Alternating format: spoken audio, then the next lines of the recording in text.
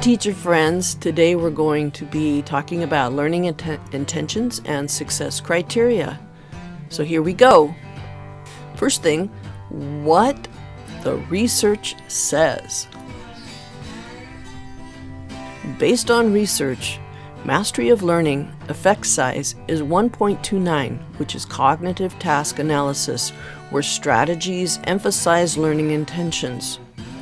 An effective size of 1.0 is typically associated with advancing learners' achievement by 1 year or improving the rate of learning by 50%.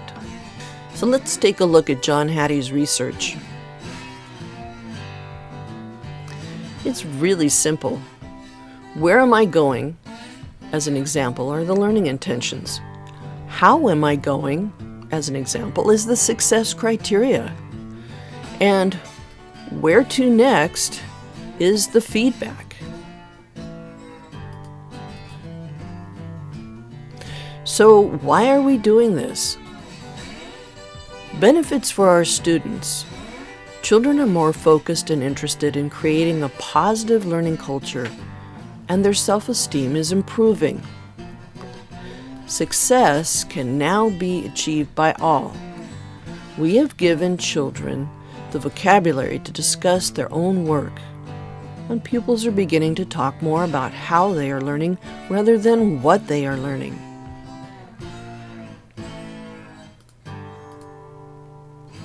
So, what is it?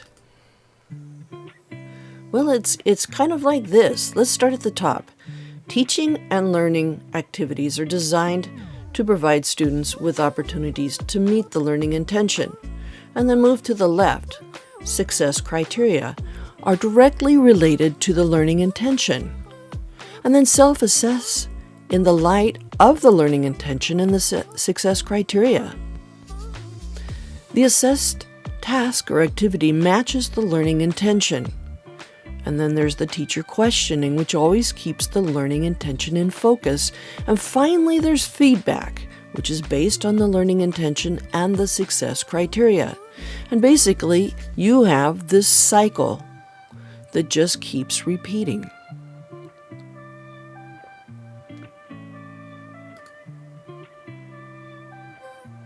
All right, let's take a look over here at what writing learning intentions looks like. So the purpose of learning intentions. The learning intentions should relate to what the students will learn rather than what they will do. Make sure that we have the end or the goal for each lesson cycle or each unit of work. Focus on what we're going to learn, not what we're going to do. The actively engages students in the learning process. All right, so here's how to write them. Make the learning explicit to students. So learning intentions should be written in student-friendly language and understandable. Write the learning goals from the student's perspective, like we are learning to supports students in taking ownership of their learning. Let's go take a look at some examples. All right, so learning intentions should focus on knowledge, skills, and understanding. So on the left you have a muddled learning intention, so you can kind of see what that looks like.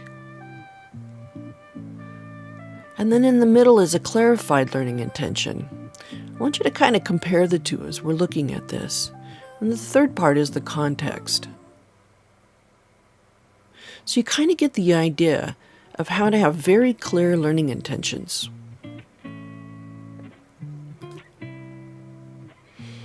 Okay, next go to in action. So an easy lesson, how to make a paper airplane. I gave you the link here if you want to go to the website. But let's dive deeper into what was the learning intention. So here's there's a video there that you could take a look at. And so ask yourself, what was the activity? Pretty clear, right? How to make a paper airplane. And then what was the learning intention? So was it how to make a paper airplane? Or was it how to do what? What would be the learning intention? Think about it a little bit. Put it into context. In fact, you could pause the video for a minute if you want to go take a look.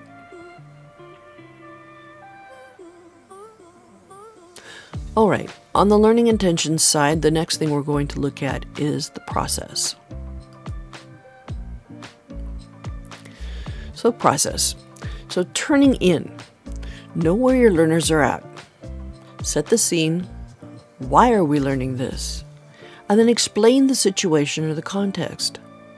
You should link to what they already know and explain or clarify unfamiliar words and phrases. So you're kind of preloading the information. Let's go to step number 1. So again, the learning intentions are what students thought they were learning. This is really a cool study. So look at the first example, learning intention with context. So this is what they thought they were learning. This was the intention. This is what the teacher thought that she was teaching. To write instructions to make a sandwich. So, and what the students of that lesson thought that they were learning. That I would learn to make a sandwich. But learning intention without context. To write instructions. It just happens to be a sandwich, but what they're really learning is to write instructions.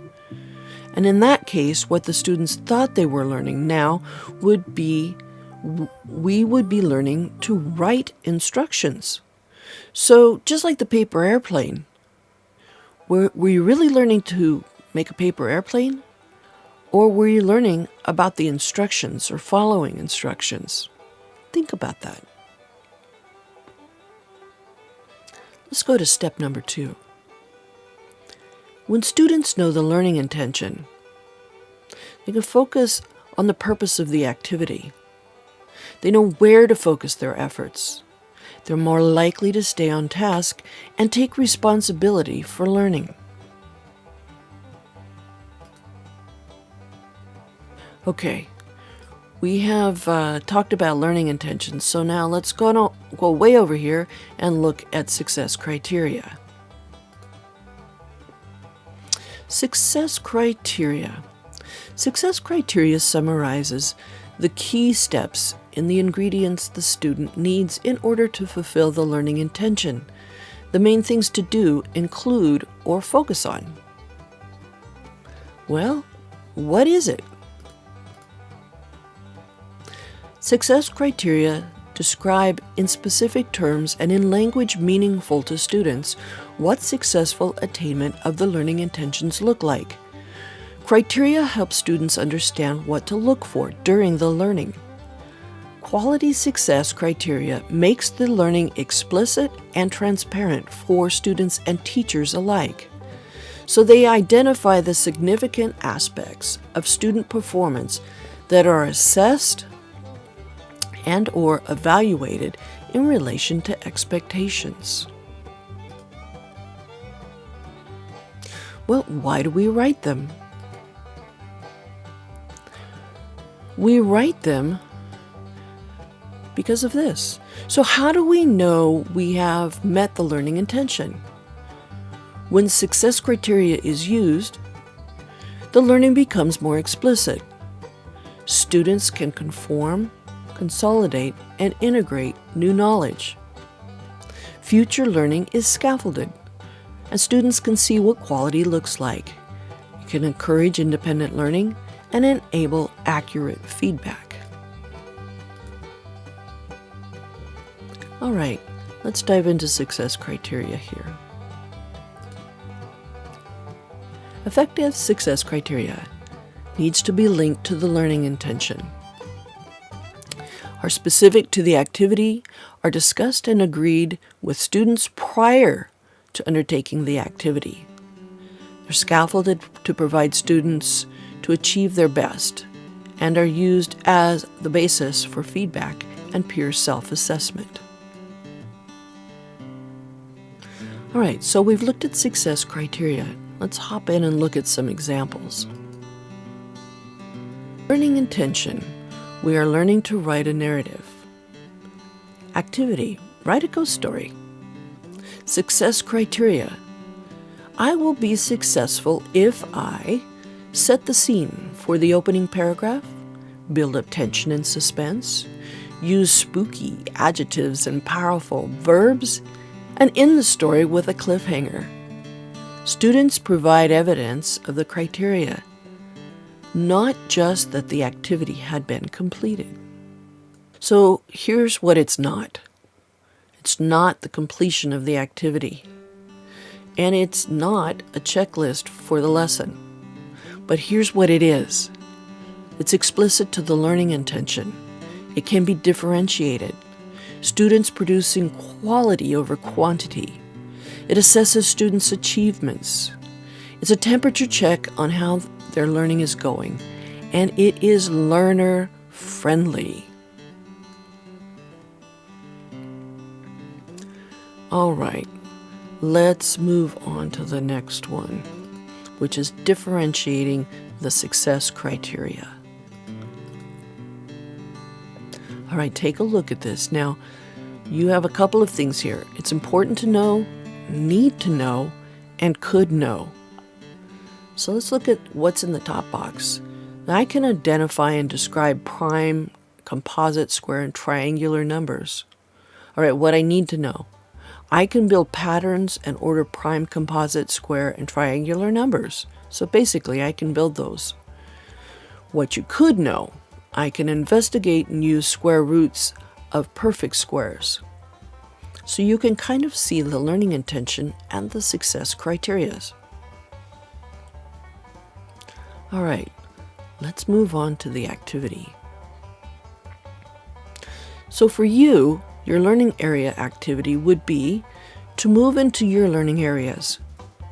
So whatever your subject is or whatever you're teaching, move into your learning area, right? Choose a unit of work for each group that you will be teaching this term or semester or whatever. Choose an achievement standard from a unit of work to unpack, and then write up learning intentions and success criteria for that unit. All right, this was about as quick as I could make it to just give you a brief overview for what were learning intentions and what are success criteria. I really hope you have great success with this. Thanks for watching. I'll see you next time.